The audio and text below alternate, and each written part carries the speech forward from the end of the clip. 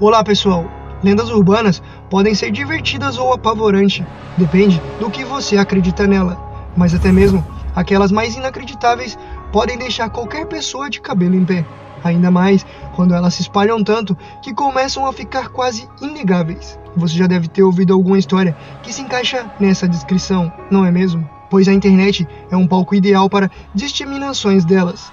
Será que você conseguiria dizer quais são as lendas urbanas que mais apavoram seus amigos? Conheça agora 5 lendas urbanas que comprovaram ser real. Bom, mas antes de começarmos o vídeo, já peço que você se inscreva em nosso canal e deixe o seu gostei. Sem mais enrolação, bora pro vídeo.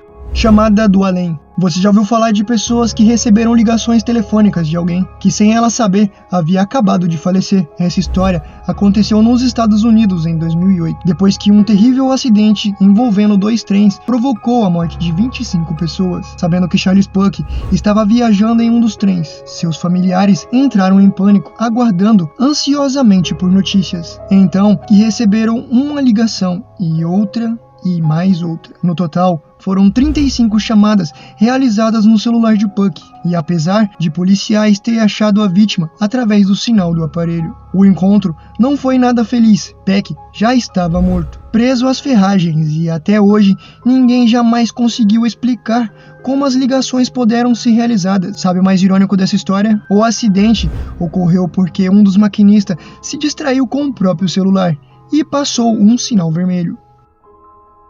Taxista ladrão de órgãos. Se você tem medo de filmes de terror, sugerimos que nunca assista nenhuma obra desse tipo, que tenha sido produzido na Coreia do Sul.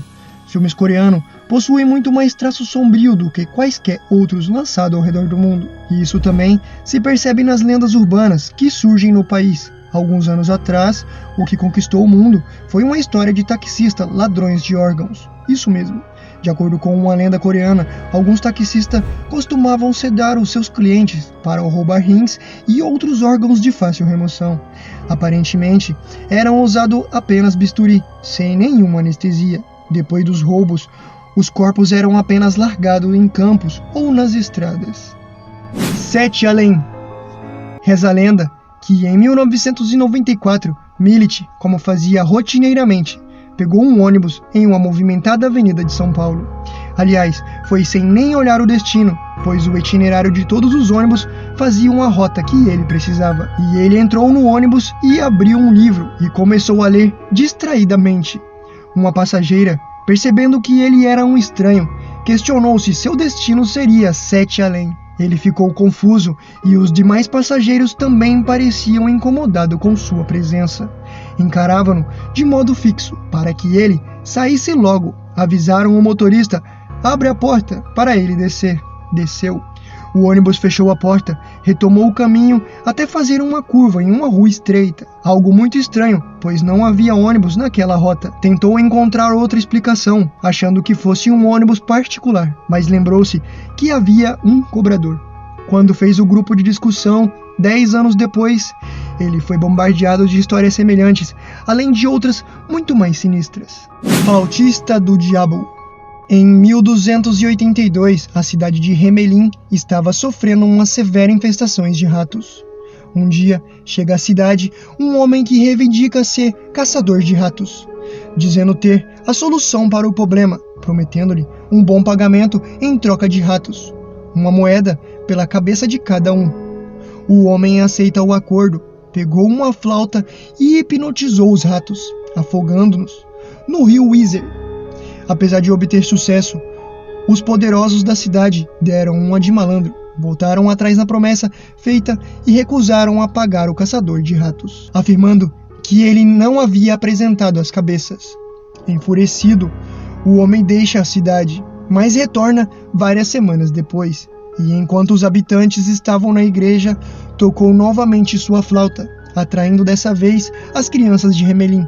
130 meninos e meninas seguiram para fora da cidade, onde foram enfeitiçadas e trancadas em uma caverna. Na cidade, só ficaram apulentos, habitantes e repletos de celeiros e bem cheias despensas, protegidas por sólidas muralhas e um imenso manto de silêncio e tristeza. E foi isso que sucedeu-se há muitos anos atrás na deserta e vazia cidade de Hamelin, onde, por mais que se procure, nunca se encontra nenhum rato e nenhuma criança. Slenderman. Por mais que a gente saiba que lendas urbanas são histórias inventadas e contadas muitas vezes, a verdade é que uma ou outra acaba nos assustando de verdade. Uma bela prova disso é a lenda de Slenderman, e em inglês quer dizer basicamente homem magro ou homem esbelto, embora existam muitas versões para a mesma história assustadora desse personagem. A verdade é que o Slenderman foi inventado por Victor Salm, um americano que viveu no estado da Flórida em 2009. Ele concedeu uma imagem de um homem alto, muito magro e também sem rosto, para um concurso de Photoshop.